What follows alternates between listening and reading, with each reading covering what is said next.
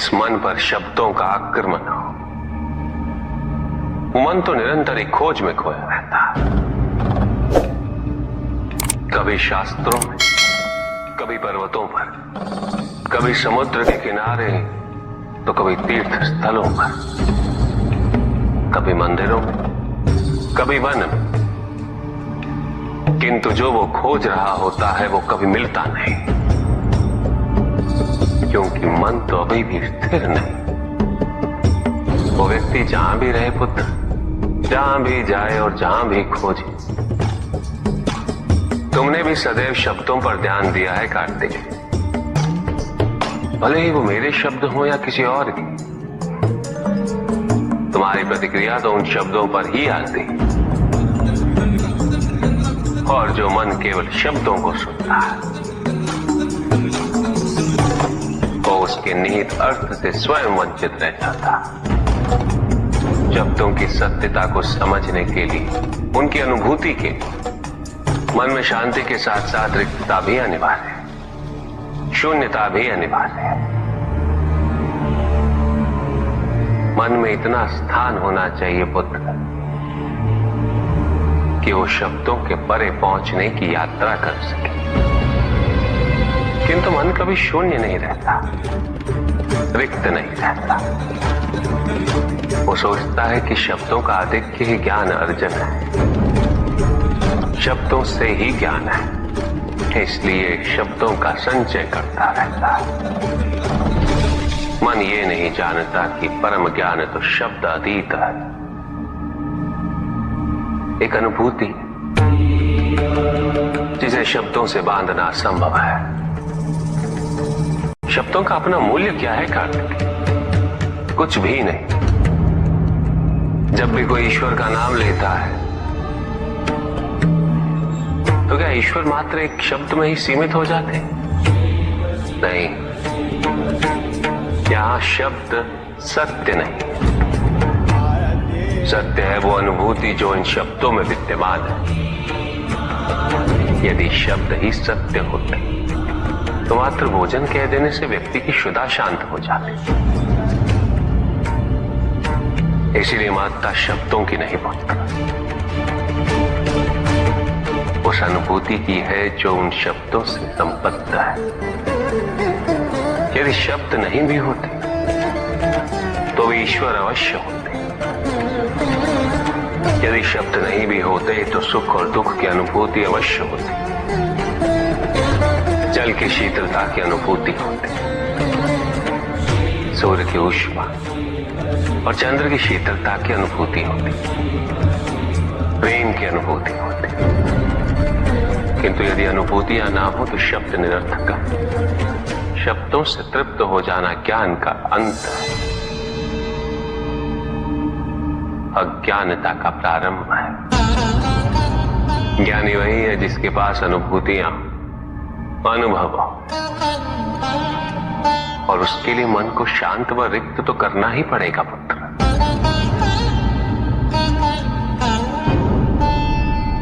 युद्ध किसी व्यक्ति से नहीं गणेश, मानसिकता से होता है। युद्ध में संघर्ष अच्छाई या बुराई का नहीं होता, सभी में अच्छाई है और बुराई भी है पुत्र। युद्ध तो विचारधाराओं का होता है। व्यक्ति अपने पराक्रम पर, अपनी क्षमता पर विश्वास कर युद्ध करता है, और जब उस विश्वास को क्षति पहुंचती तो सब कुछ निरर्थक प्रतीत होने लगता है। किंतु आपसे पराजित होकर भी लोहितांग क्यों नहीं समझ रहा? उसे अपनी स्वतंत्र इच्छा का उपयोग कर उचित मार्ग पर चलने का प्रयास करना चाहिए। व्यक्ति अपने को खो दे समझती है, व्यक्ति अपने को समर्पित कर दे, छोड़ दे अहंकार को, तो भ्रम की इच्छा ही पूर्ण होती है, और अभी भी वही फलित हो रही है। ऐसा नहीं है कि हम उससे भिन्न फलित करा लेंगे, लेकिन व्यक्ति भिन्न फलित कराने में लड़ेंगे।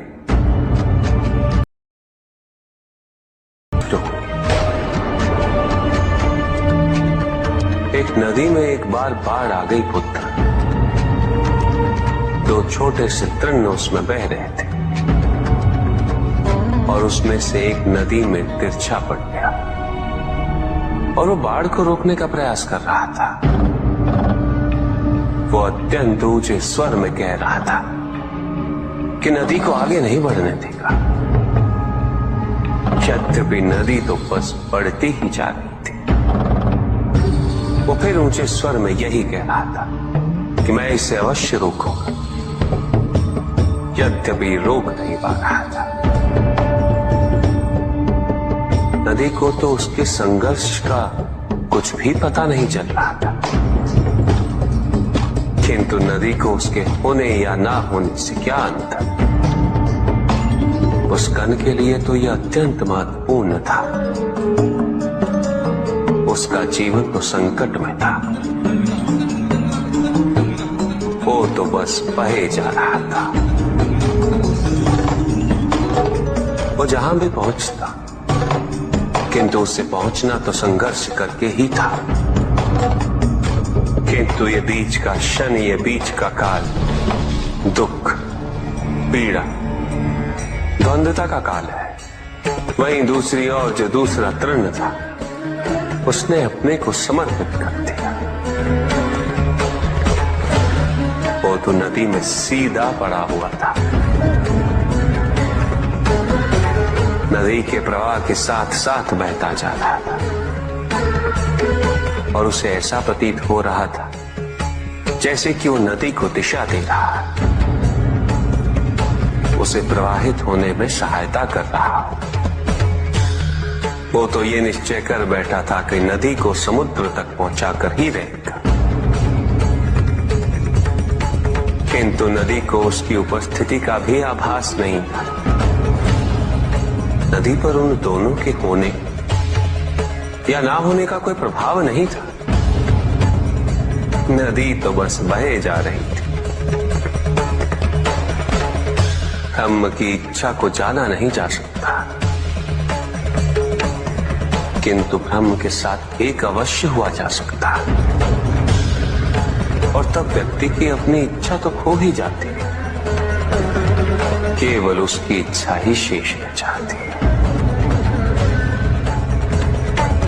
लोहितांग को अपनी आगे की यात्रा पूरी करने हेतु अत्यंत महत्वपूर्ण निर्णय अवश्य लेने होंगे। केवल उसके अहंकार को, अपितु उसके आत्मसम्मान को भी क्षति पहुंची। जहां से इस युद्ध का अंत हुआ है, वहीं से लोहितांग के अंतर युद्ध का आरंभ हुआ है। और जो भीतर पराजित होता है, उसे हर दिशा में केवल पराजय ही दिखती है।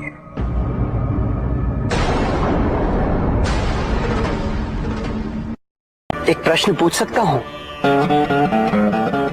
अवश्य ऋषि कश्यप। जहां प्रश्न नहीं वहां जिज्ञासा नहीं, और जहां जिज्ञासा नहीं होती वहां ज्ञान की वृद्धि नहीं हो सकती। निसंकोच होकर पूछिए। प्रभु, आप तो कालोपरी हैं, सर्वज्ञ हैं, त्रिकालदर्शी हैं। चारों ओर ये जो अज्ञान का अंधकार फैल रहा है, उसमें ज्ञान का मूल अर्थ कहीं ना कहीं खोता जा रहा है। मेरा आपसे विनम्र निवेदन है प्रभु, किसी अन्य विषय पर चर्चा आरंभ करने से पूर्व हमारे और इस समस्त संसार के कल्याण और मार्गदर्शन हेतु आप ज्ञान की मूल परिभाषा से एक बार हमें पुनः अवगत करवाएं। ज्ञान और अज्ञान की परिभाषा को स्पष्ट रूप से समझने के लिए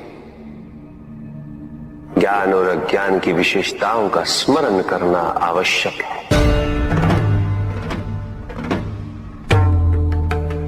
जिसके कारण स्वार्थ, विनाश, क्रूरता, अशांति और भय में वृद्धि हो, वो अज्ञान है। किंतु जो व्यक्ति को उदार, निर्भीक, सहनशील और विनम्र बनाए, वही ज्ञान है। अज्ञान की शक्तियां दुरुपयोग करने हेतु प्रेरित करती हैं, किंतु जो अपनी शक्तियों और अपने सामर्थ्य के प्रति अपने उत्तरदायित्व को समझाए, जो न केवल अपने अपितु अपने से पहले संसार के उद्धार हेतु प्रोत्साहित करे, वो ज्ञान है। ज्ञान का मूल उद्देश्य ही परोपकार है, सृजन है, दूसरों की भावनाओं को समझना, उनका आदर करना, यही ज्ञान है। क्योंकि ज्ञान हमें न केवल अपने अपितु दूसरों के दुख और सुख के प्रति भी संवेदनशील बनाता है। किंतु जो दूसरों की भावनाओं का अनादर करे, उसे ज्ञान की श्रेणी में कैसे रखा जा सकता है? अज्ञान के कारण व्यक्ति सांसारिकता में बंधता जाता है, वो माया में उलझता जाता है। अज्ञान परम सत्य से दूर ले जाने का माध्यम है, किंतु ज्ञान व्यक्ति को परम सत्य की ओर ले जाता है। ज्ञान मुक्तिदायक है, मोक्ष का मार्ग है, और इस मुक्तिदायक ज्ञान का सर्वोच्च रूप है आत्मज्ञान, और यही ज्ञान की पूर्णता भी है। सभी के उद्धार के लिए मैं आपसे निवेदन करता हूं, भक्ति का उचित मार्ग बताए हमें, ताकि मेरी भांति दूसरा कोई भूल ना करे। भक्ति मुक्ति का आधार है पुष्पधन, और मुक्ति तो केवल समर्पण से ही संभव होगी, और समर्पण के प्राय भक्ति कब मोह में परिवर्तित हो जाती है,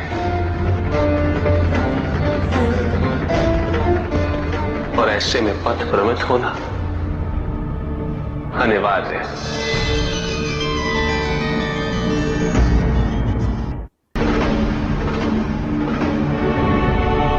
प्रभु, तांडव की परिभाषा क्या है तांडव? उसे आरंभ करने से पूर्व मन में कैसे भाव होने चाहिए? तांडव नृत्य जगत की 5 क्रियाओं का संकलन है। सृष्टि, स्थिति, प्रलय, तिरोभाव और अनुग्रह, अग्नि, जल, वायु, पृथ्वी और आकाश। मेरे नृत्याकार शरीर के 5 मुख,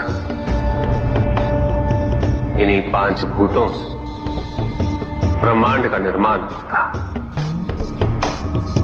पृथ्वी से सभी भूतों के शरीर बनते हैं, और उनका पालन जल से होता है, और संपूर्ण भूतों का अंत अग्नि से होता है।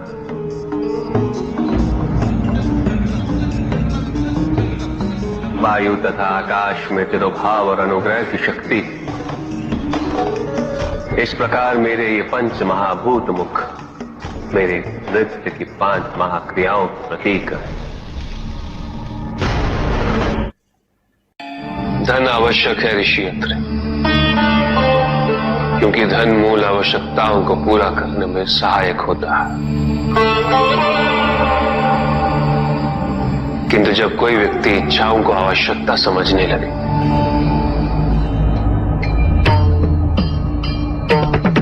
तो धन कितना ही क्यों ना हो, पर्याप्त नहीं होता, क्योंकि इच्छाएं अंतहीन है। इसलिए मनुष्य कभी ना समाप्त होने वाली इच्छाओं की पूर्ति हेतु धन संचय को ही अपने जीवन का लक्ष्य समझ लेता है।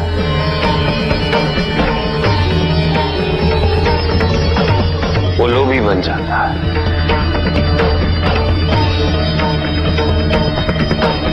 वो भूल जाता है कि उसके जीवन का मुख्य लक्ष्य ईश्वर के समीप आना है।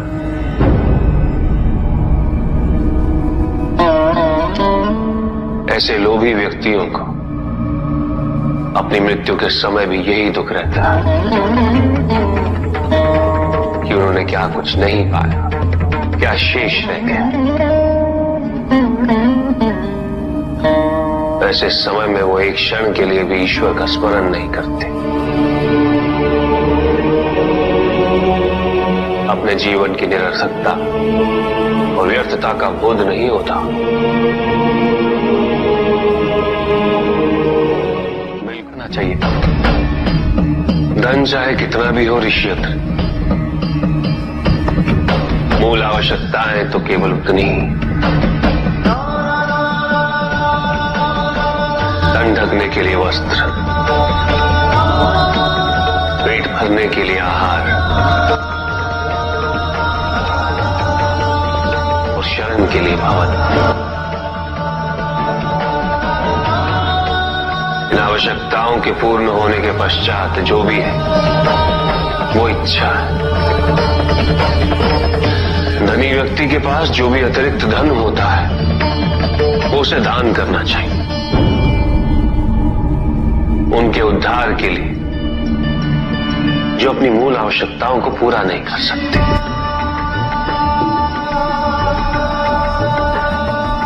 ऐसा करने से संसार में समानता होगी, द्वेष नहीं होगा, सद्भावना बनी रहेगी।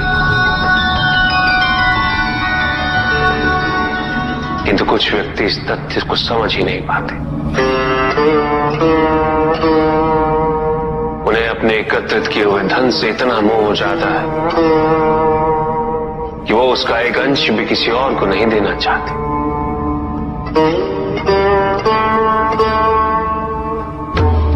ऐसे व्यक्तियों की सूची में सर्वप्रथम स्थान कुबेर का है।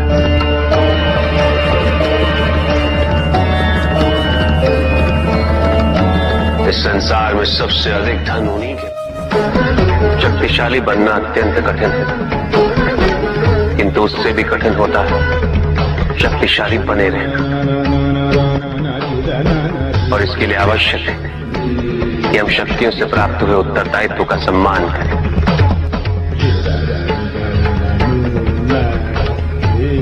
अन्यथा हम स्वयं पर निरंतर खो देते और ये हमारे पतन का कारण बनता है। युद्ध में की गई भूल और उपलब्धियों से कुछ न कुछ सीखना आवश्यक है कार्तिक। बुराई और अच्छाई के मध्य ये युद्ध निरंतर चलता रहेगा। आज एक अध्याय समाप्त हुआ है, कल दूसरा अध्याय आरंभ होगा। जब तक इस समस्त संसार में बुराई है तो अच्छाई भी होगी, किंतु अच्छाई और बुराई के युद्ध में जीत सदैव अच्छाई की ही होगी। प्रभु, क्या संसार में केवल सुख का होना संभव नहीं है? प्रत्येक आत्मा का लक्ष्य केवल सुख की प्राप्ति ही तो है।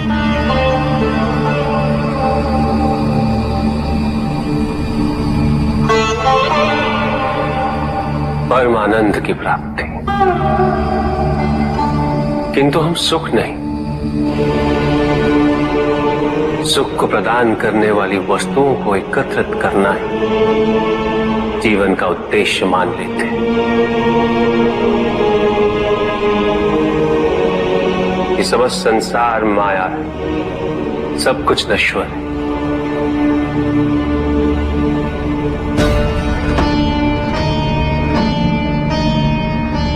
जिन वस्तुओं को हम सुख का सोच समझकर एकत्रित कर रहे हैं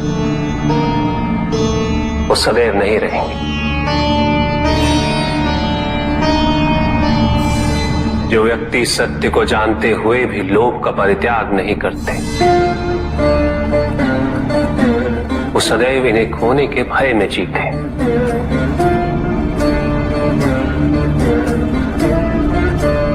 और जो व्यक्ति सत्य को जानते ही नहीं वो अहंकार में जीते।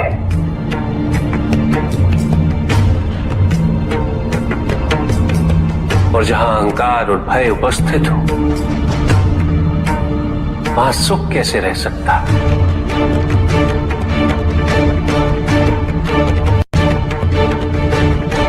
किसी को यह दुख है कि उसके पास कुछ भी नहीं, और जिसके पास सब कुछ, उसे यह दुख है कि पाने को कुछ शेष नहीं। सुख को हम स्वयं अपने दृष्टिकोण से परिभाषित कर देते हैं, जबकि वास्तविकता इससे भिन्न है।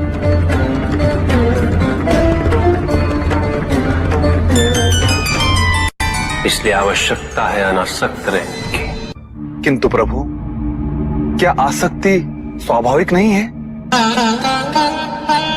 पर दुख का मूल कारण भी तो यही है ऋषि भृगु। आसक्ति हमारे मन की शांति को छीन लेती है, उसे भंग कर देती।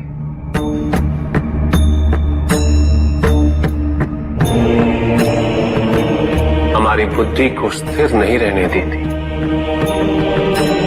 उसे चंचल बना देती।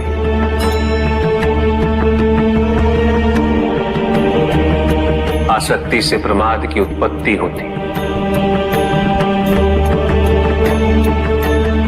प्रमाद मद होता है, और मद अहंकार का स्रोत है। और अहंकार पूर्णतः अशुभता में परिवर्तित हो जाता है, अर्थात आसक्ति अशुभता की जननी। इसलिए अनावश्यक है। तो प्रभु, आसक्ति को अनासक्ति में कैसे परिवर्तित किया जा सकता है? और हम आसक्ति से कैसे उबर सकते हैं प्रभु? आसक्ति से मुक्त होना ही अनासक्ति है। आसक्तिहीन होने के लिए अपने और पराये का भेद मिटाना अनिवार्य है।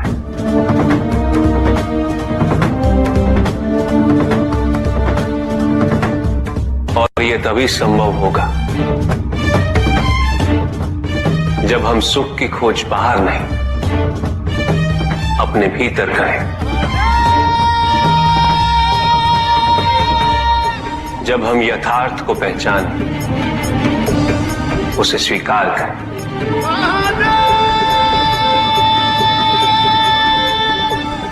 हम अपने सुख को सांसारिक तत्वों से परिभाषित नहीं करें। जब तक हम ऐसा करते रहेंगे, हम बंधते जाएंगे। जब हम स्वयं अपने भीतर झांकना आरंभ करेंगे, हमारी मुक्ति का मार्ग स्वतः प्रशस्त होता जाएगा। प्रभु, ये विवाह मुझे स्वीकार्य नहीं है प्रभु। मैं मेरे जीवन का प्रत्येक क्षण आपकी सेवा में समर्पित करना चाहता हूं। मैं नहीं चाहता हूं कि मेरा कोई भी संबंध मेरे भक्ति को विभाजित या बाधित करने का कारण बने। नंदी, विवाह तुम्हें मेरी भक्ति के लिए अयोग्य कैसे बना देगा? उसमें बाधा कैसे उत्पन्न कर देगा? माता, आपके और प्रभु के बीच में इतनी चुनौतीपूर्ण स्थितियां उत्पन्न हुई, फिर भी आप दोनों स्थिर रहे। किंतु मेरे लिए यह संभव नहीं है माता, क्योंकि मैं अपने दायित्व के मार्ग में कोई भी विकर्षण सहन ही नहीं कर सकता। नंदी, मेरे एक प्रश्न का उत्तर दोगे? पहले तो तुम केवल मेरे प्रति ही समर्पित थे, किंतु अब तुम मेरे साथ साथ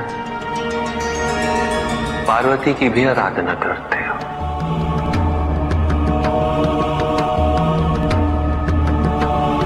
क्यों? प्रभु, माता आपकी अर्धांगिनी है, आपकी पूरक, जिस प्रकार आप उनके पूरक हैं। आप माता के कारण आनंदित रहते हैं, उनकी उपस्थिति आपको प्रसन्नता देती है। अन्यथा आपको इतना हर्षित उनसे पहले मैंने कभी नहीं देखा है। फिर कुमार कार्तिकेय का जन्म, अशोक सुंदरी का जन्म, और फिर हमारे गणेश का जन्म। प्रभु, इस प्रकार मैंने कैलाश को पूर्ण होते हुए देखा है, और ये सब माता के कारण ही हुआ है। प्रभु, जिस कैलाश में आप वास करते थे उसे माता ने निवास बना दिया, इस कैलाश को संपूर्ण कर दिया।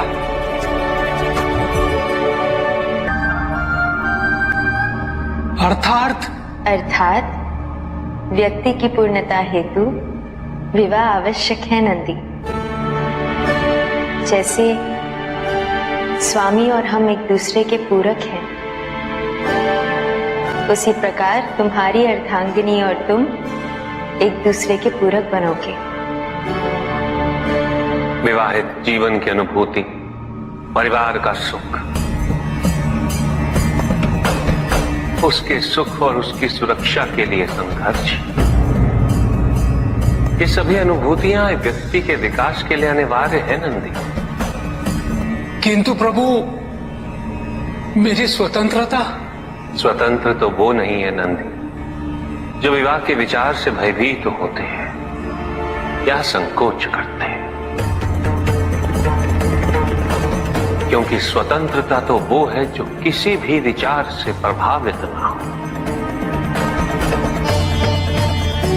किसी भी सुख, किसी भी दुख से प्रभावित ना हो। और जो व्यक्ति इतना तटस्थ हो, जागरूक हो, उसकी स्वतंत्रता को तो विवाह से भी प्रभावित नहीं होना चाहिए। और फिर क्या गणेश, कार्तिकेय और अशोक सुंदर, ये सभी विवाह उपरांत परिवर्तित हो गए। क्या उनका विवाहित होना उनकी भक्ति और उनके समर्पण में बाधा बन गया नंदी? उनकी स्वतंत्रता में बाधा बन गया? क्या अपने माता पिता के प्रति उनका प्रेम और उनका सेवा भाव घट गया नंदी? फिर मेरे एक और पुत्र को ये चिंता क्यों?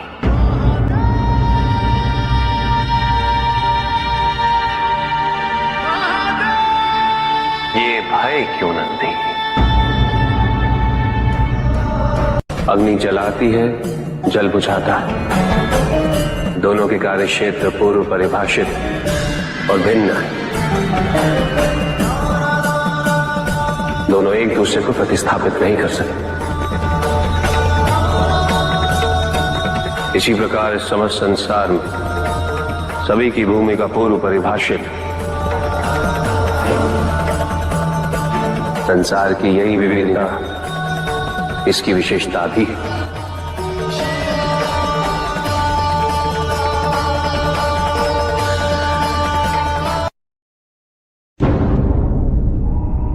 सृष्टि के निर्माण उपरांत एक बार नारायण ने तप के लिए महादेव से उत्तम स्थान के निर्देश की याचना की। महादेव ने अपनी प्रेरणा से समस्त तेज संपन्न अत्यंत शोभायमान पंचकोशी नगरी का निर्माण किया।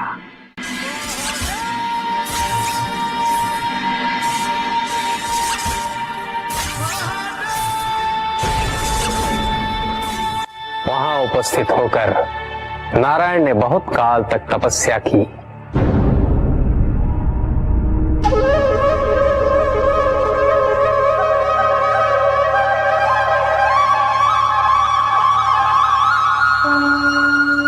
नारायण की तपस्या के अनंतर ही उस क्षेत्र में महादेव की कृपा से अनेक नदी नद सरिताएं उत्पन्न हुई।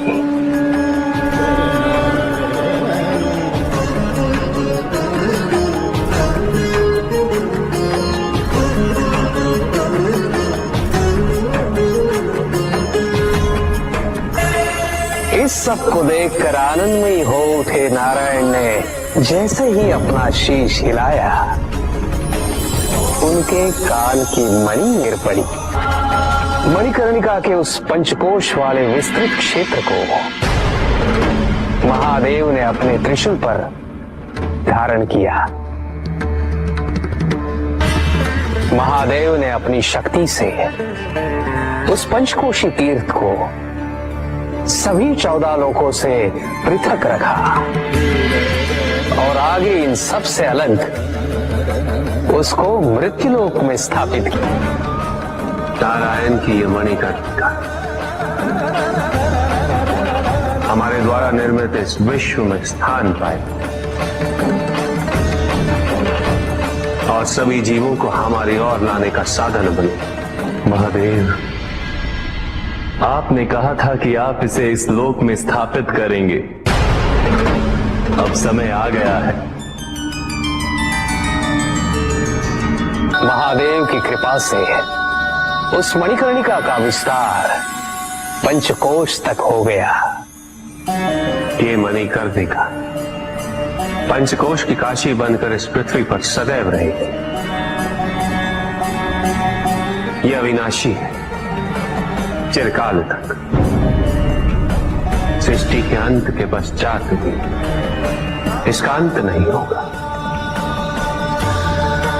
ये भूमि मुझे सदैव प्रिय रहेगी।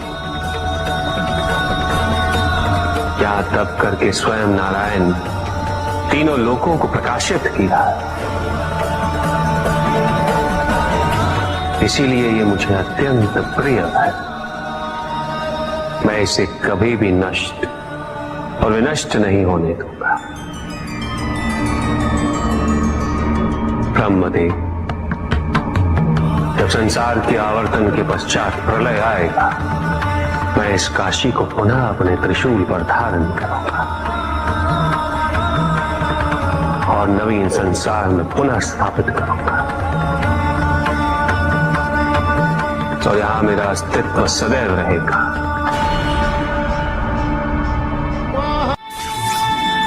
महादेव ने उस क्षेत्र से अपने आत्मिक योग को ध्यान में रखते हुए अपने ज्योतिर्लिंग को वहां स्थापित किया, जो इस क्षेत्र से कदापि पृथक नहीं हो सकता। विश्व की स्थापना तो हुई,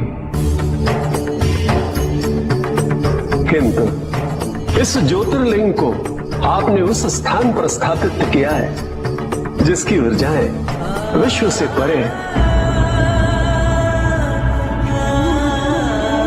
इस ज्योतिर्लिंग को विश्वेश्वर ज्योतिर्लिंग के नाम से जाना जाएगा।